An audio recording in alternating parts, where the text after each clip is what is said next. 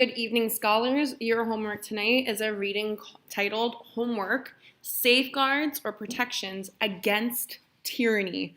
Once again, the title of the document you'll be reading tonight is Homework, Safeguards, which is synonymous with protections against tyranny. I'll give you just a couple seconds to get that open. As you do, your general reminder that I am here to help you read this document to make sure that you are taking every single step of your plan of attack, not just to master this content, but to develop as a historian and great reader as well. So if you have any problems or concerns, please feel free to professionally reach out. Otherwise, let's dive right in. Your central question tonight is, how does the Constitution guard against tyranny? That means you are looking for specific reasons that you can explain and justify of how the Constitution guards or protects the American people from tyranny. Let's dive right in. Page 2, Safeguards Against Tyranny. The following text was adapted from an essay published by the DBQ Project. In May of 1787, the 55 individuals responding to the call for a constitutional convention began to drift into Philadelphia. Most were wealthy, all were white, all were men. They came from 11 of the rather disunited states stretched along the eastern seaboard. New Hampshire delegates did not show up until July, and Rhode Island would not show up at all. This is your jotting time.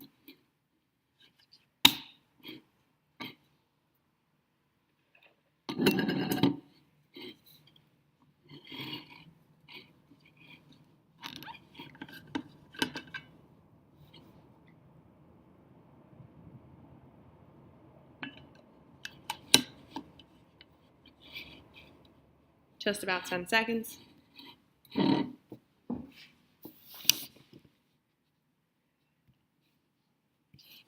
The problem facing this group of men was that the existing Constitution, the Articles of Confederation, simply was not working.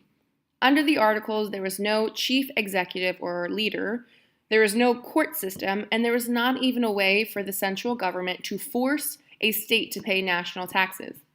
A new constitution creating a stronger central government was necessary if the new nation was to hold together.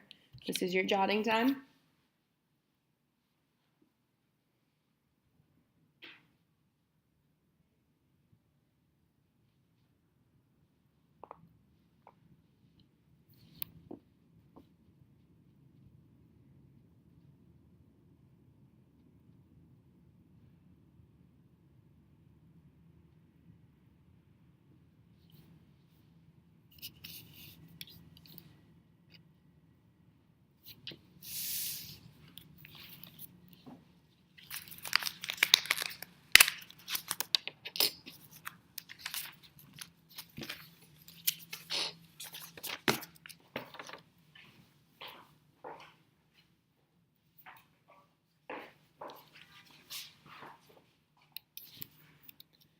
The decision to go forward with a new constitution presented a special challenge.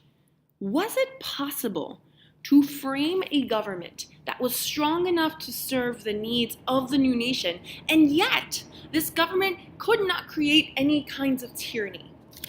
Just 4 years earlier, the 13 states had concluded a long and costly or very expensive revolutionary war to rid themselves of control by a king. Could they create a government that was free from tyranny? This is your jotting time.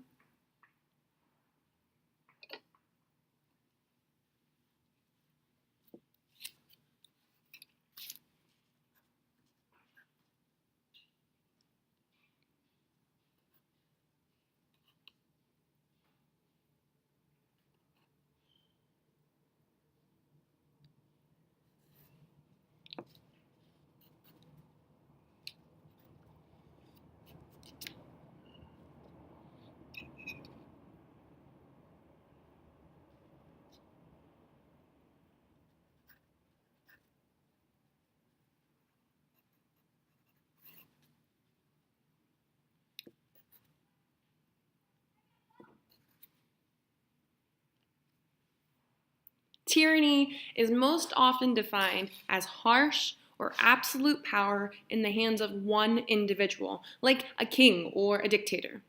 Thus, the colonists called King George III a tyrant. However, in the context of the Constitutional Convention and the issues it addressed, historians use a broader definition of tyranny, one provided by delegates and future President James Madison. Madison wrote, "The accumulation of all powers in the same hands, whether one or a few or many, is the very definition of tyranny."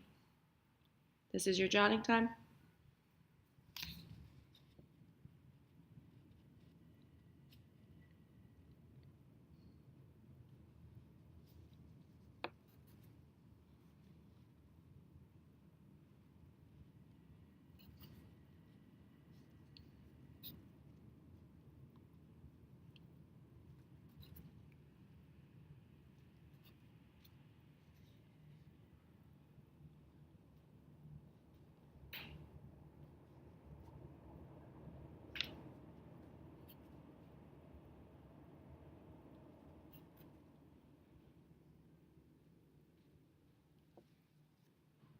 Madison believed that there were many kinds of tyranny. One could see tyranny in a single supreme ruler who holds all of the power in society. One could also see tyranny of a few, as in the case when several generals or religious leaders seize control. One can even have tyranny by the many, as when the majority denies rights to a minority. This is your time to jot.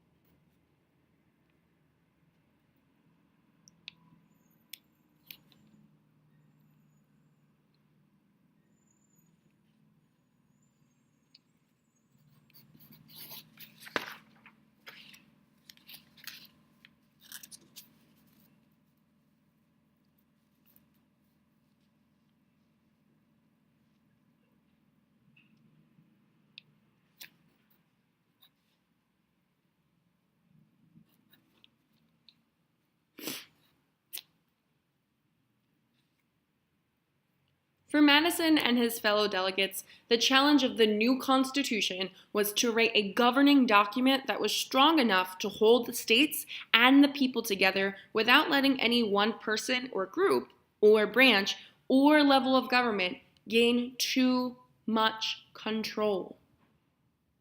Time to jot.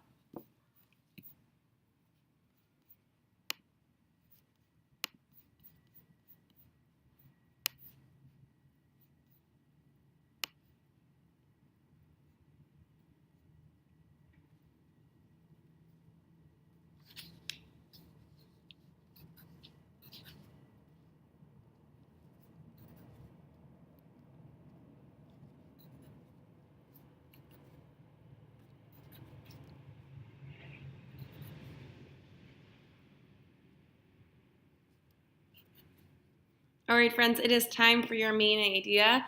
If you have any questions, comments, or concerns, again, please feel free to reach out. You do have a reading quiz on this reading first thing tomorrow in class. Otherwise, I'm so excited to learn with you.